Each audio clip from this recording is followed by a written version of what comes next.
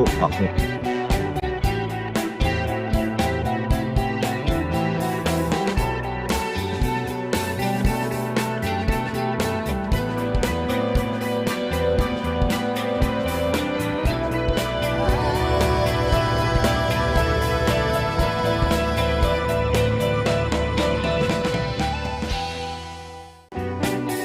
触覚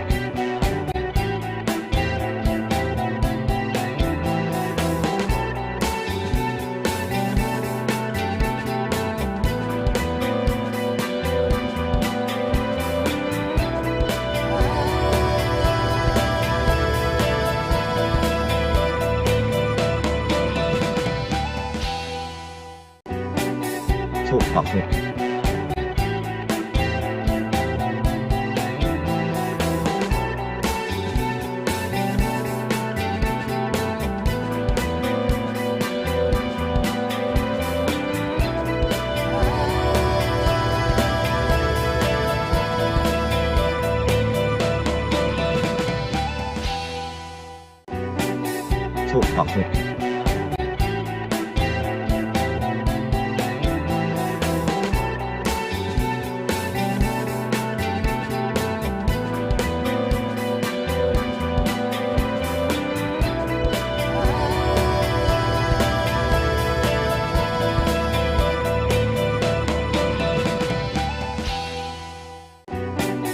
触覚触覚触覚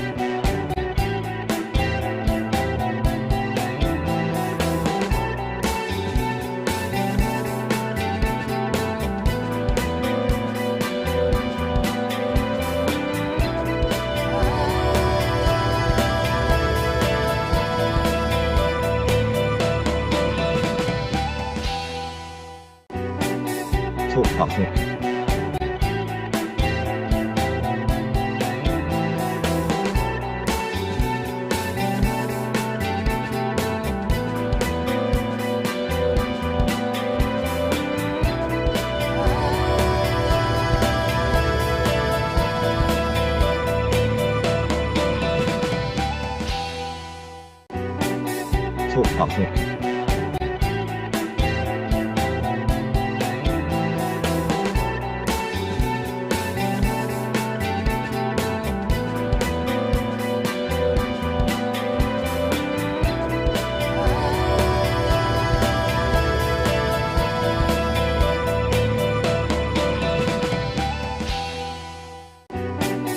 触覚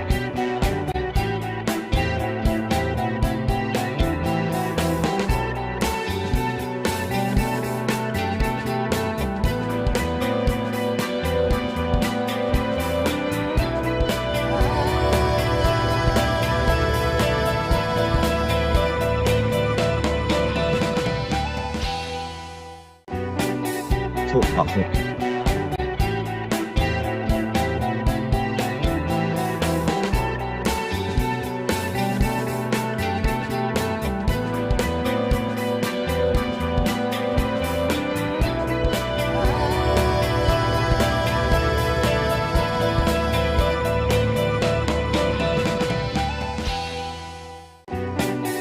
触覚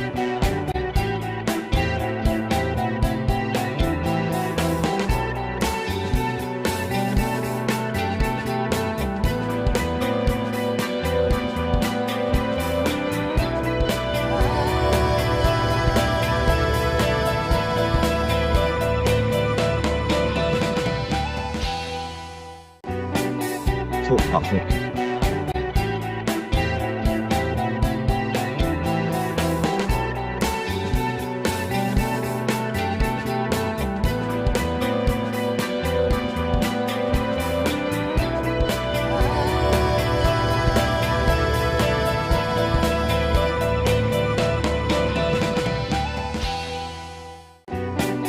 触覚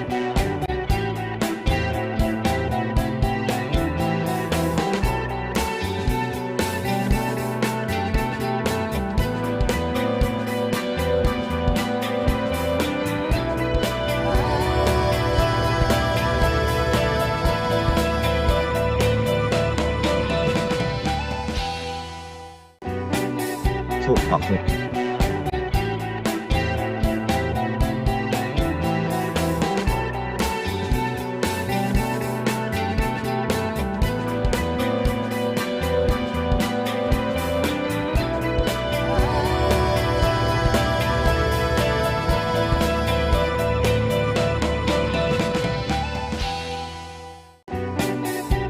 法会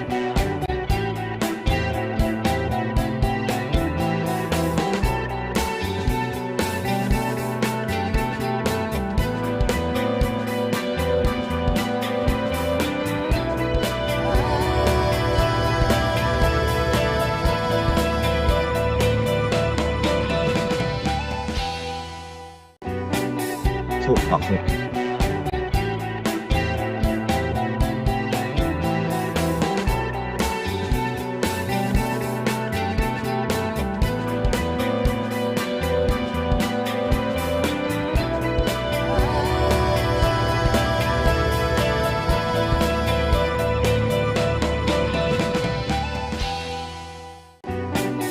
错法会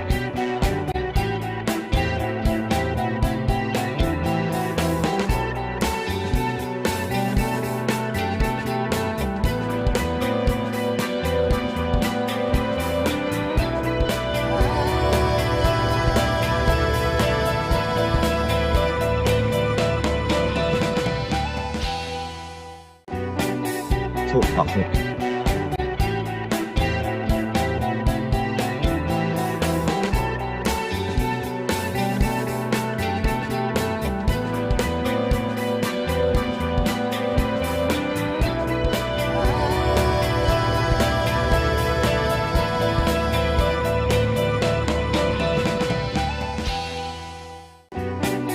错法会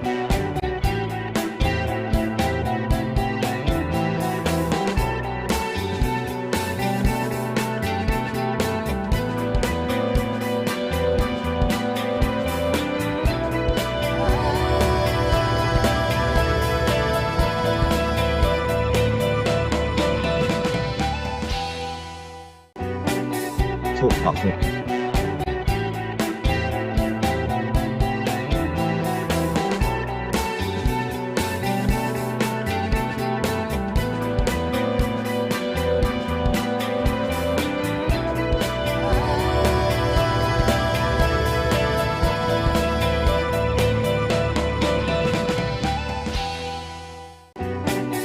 错法会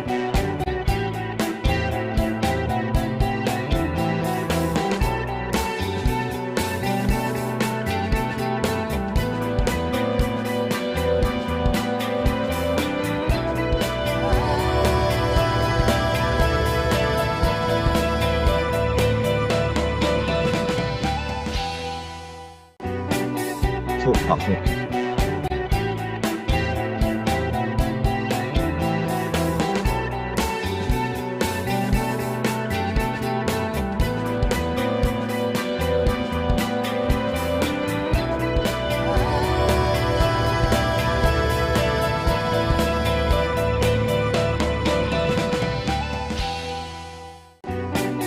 错法会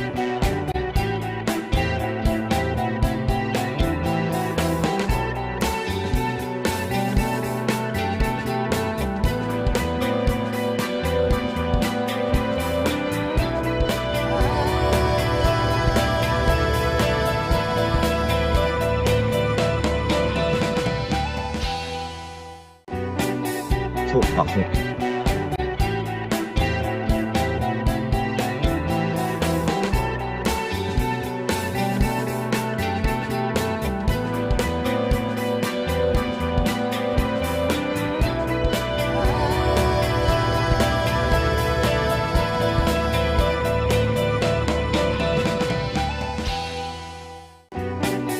错法会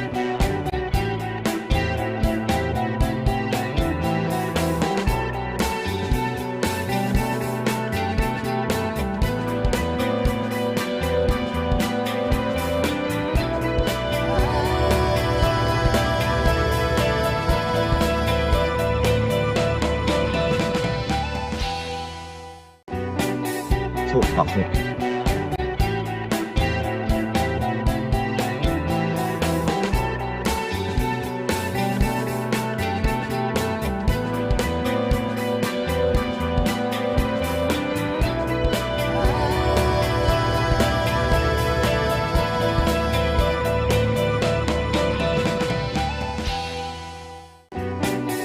错法会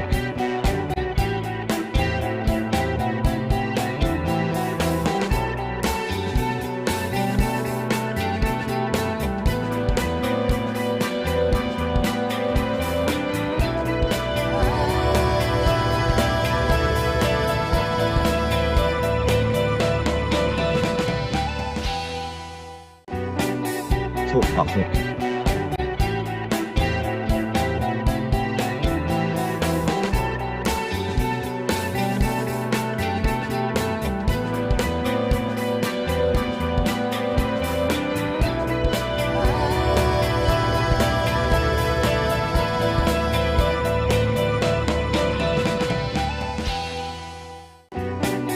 ถูกตอบถูก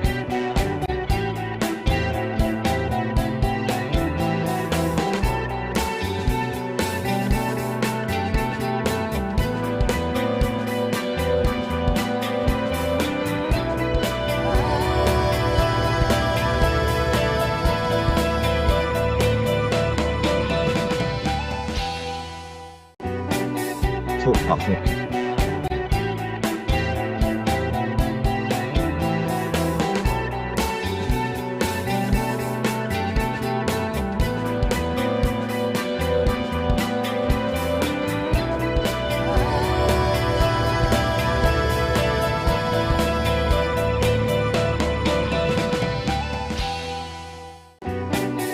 ถูกตอบถูก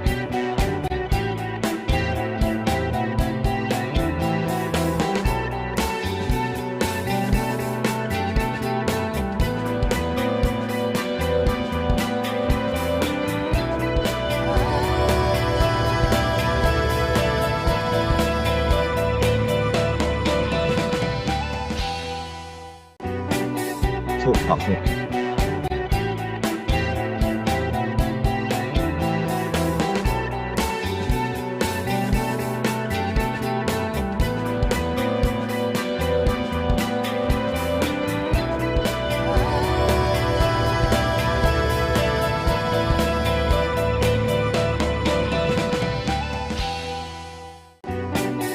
ถูกตอบถูกถูกต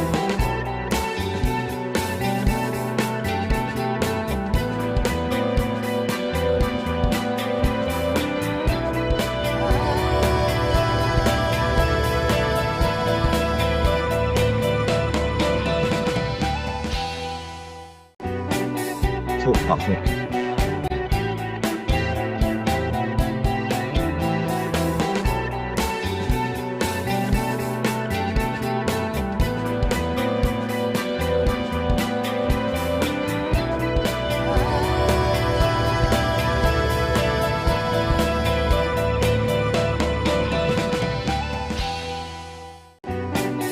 ถูกตอบถูก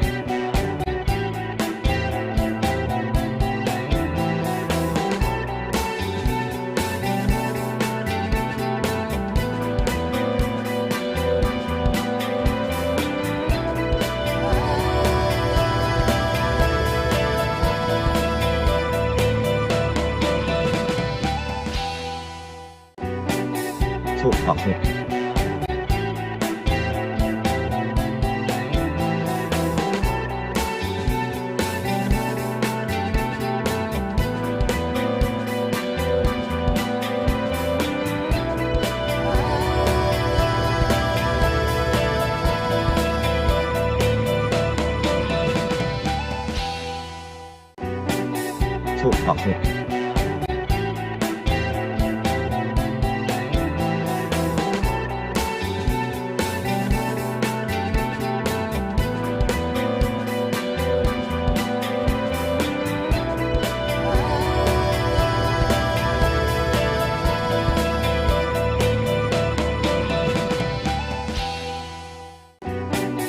ถูกตอบถูก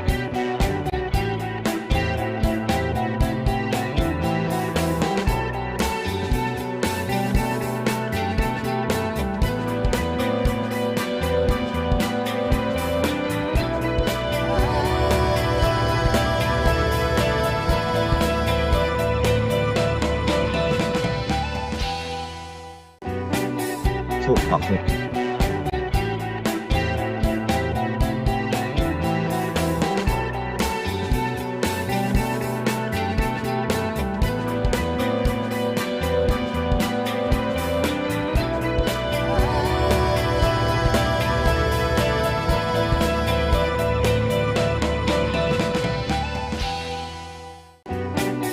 ถูกตอบถูก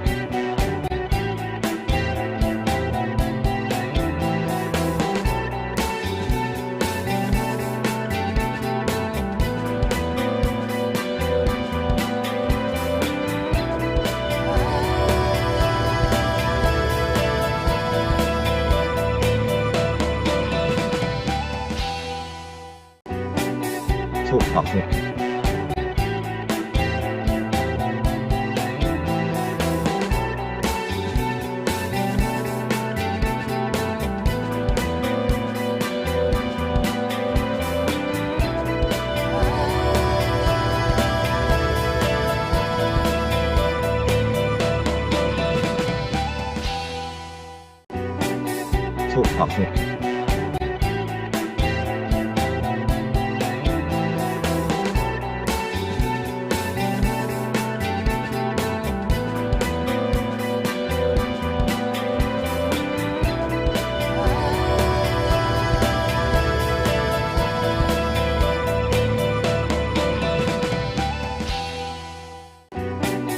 做好事，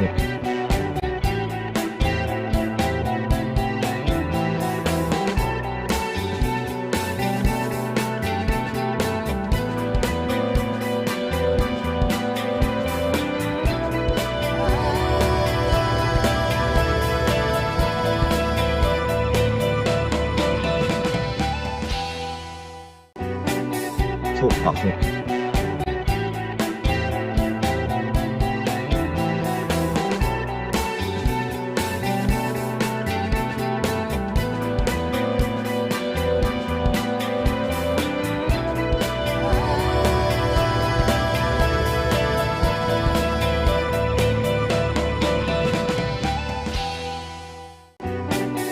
做好事，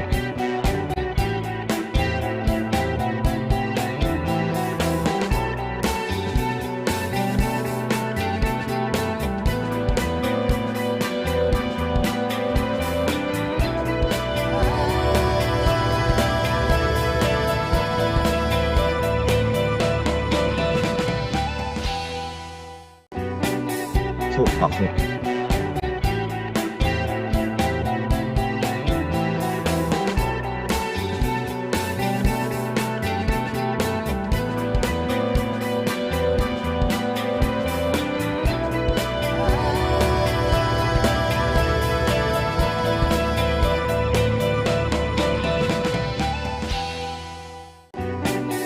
做好事，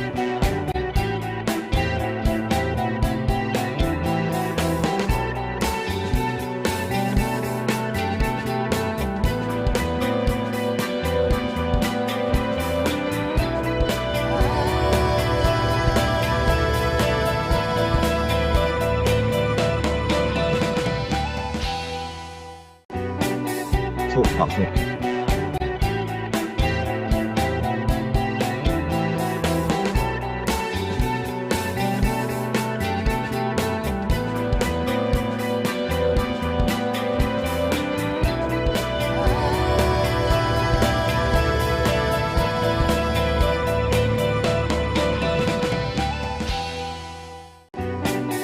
做好事，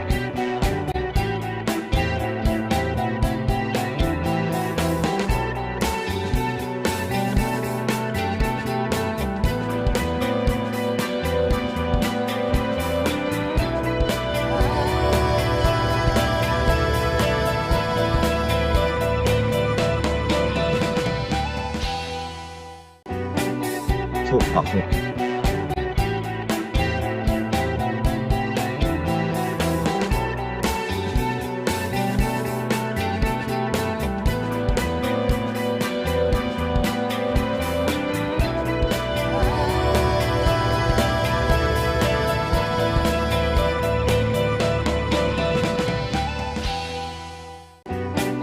做好事，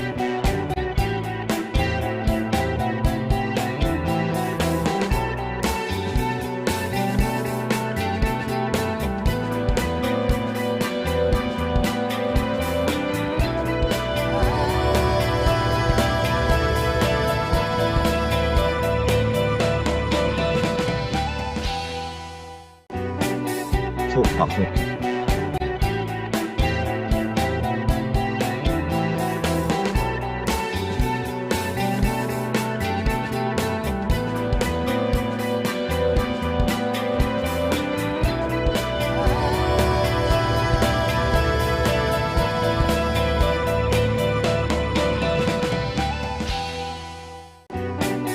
做好事，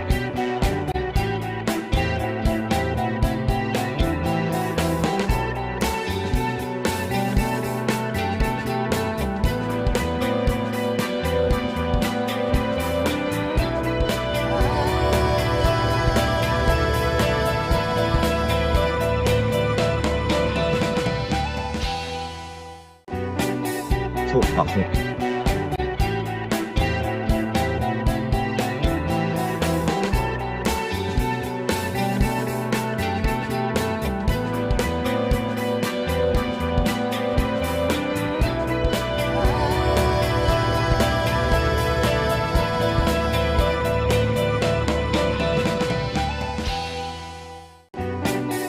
ถูกตอบถูก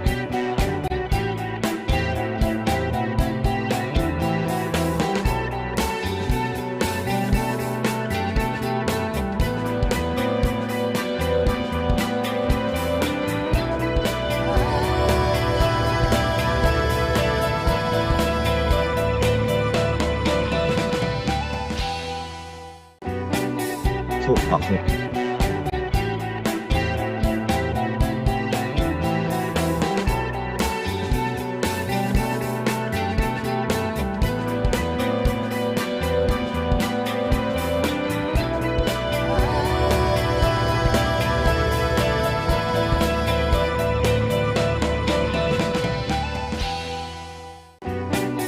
ถูกตอบถูก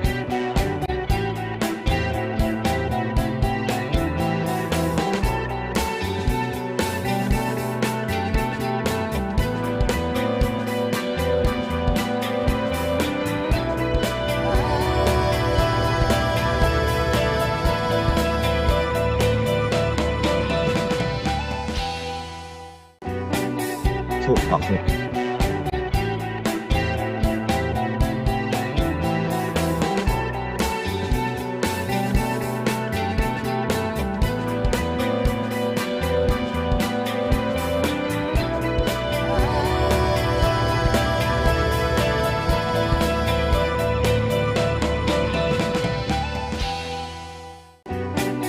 ถูกตอบถูก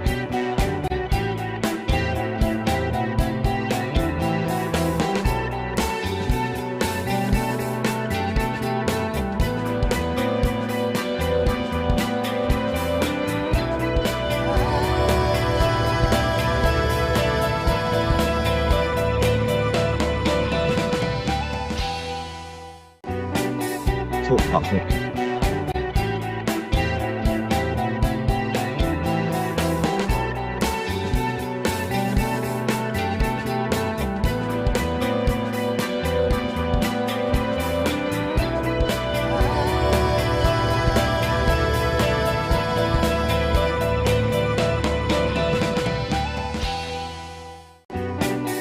ถูกตอบถูก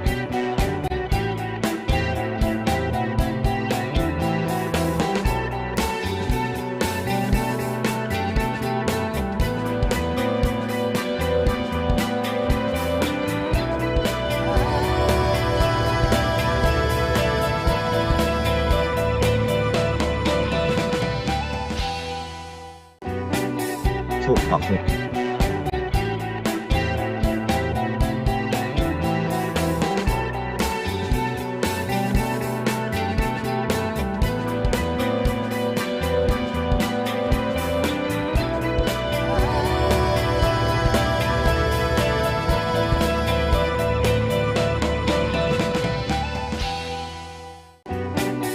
ถูกตอบถูก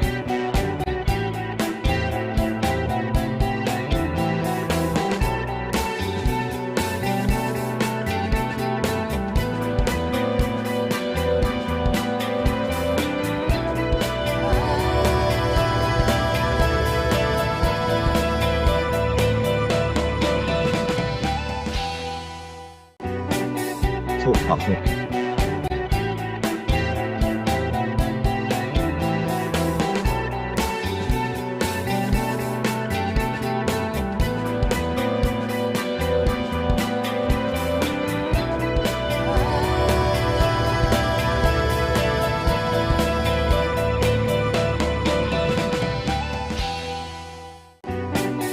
ถูกตอบถูก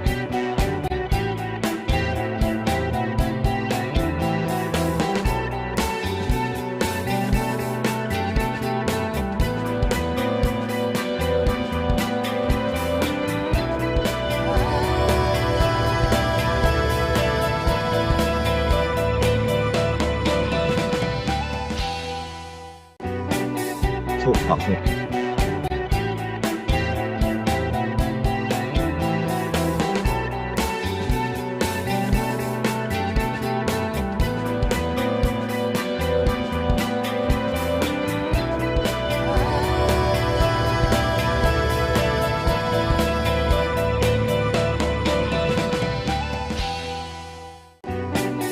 ถูกตอบถูก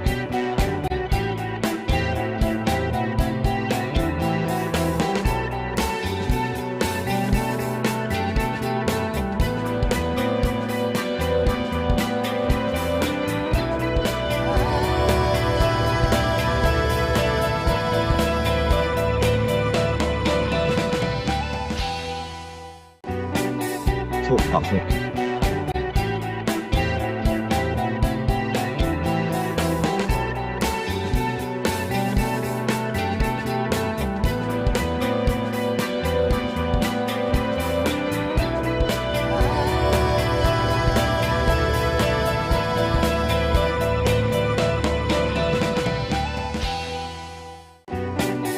触覚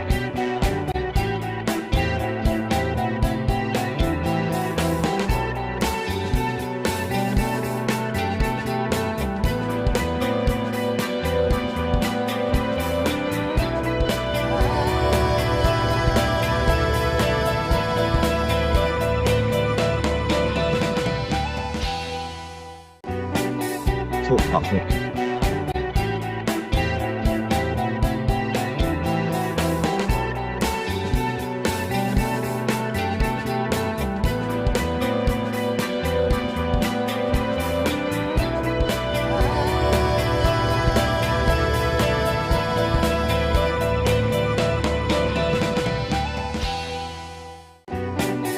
触覚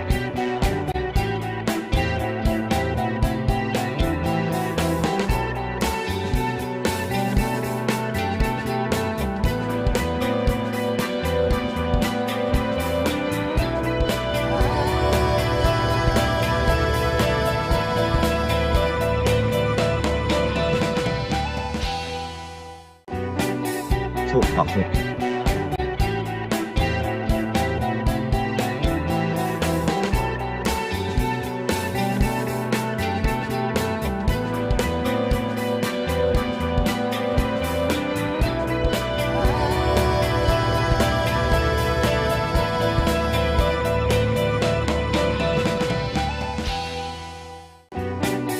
触覚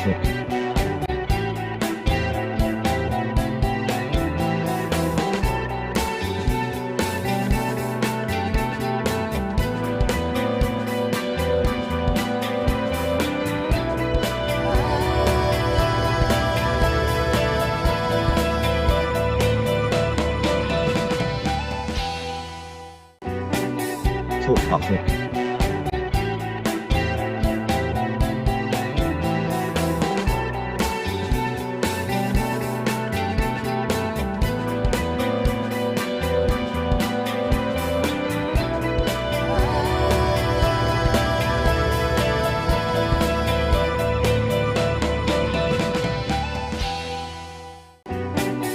触覚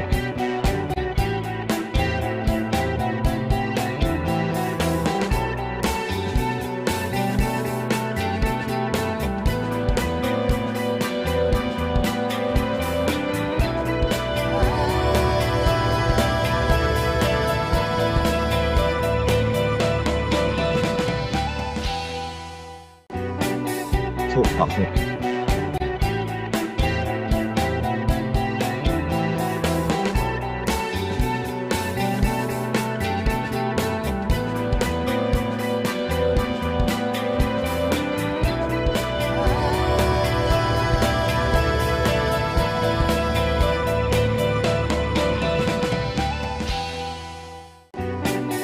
触覚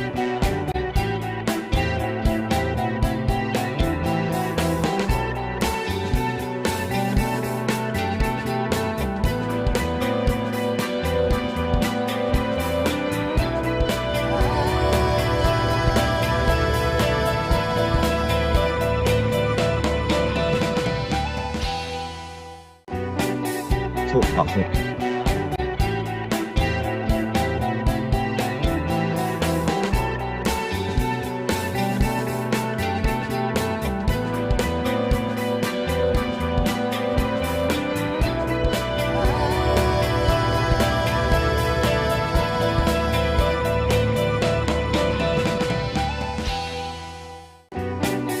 触覚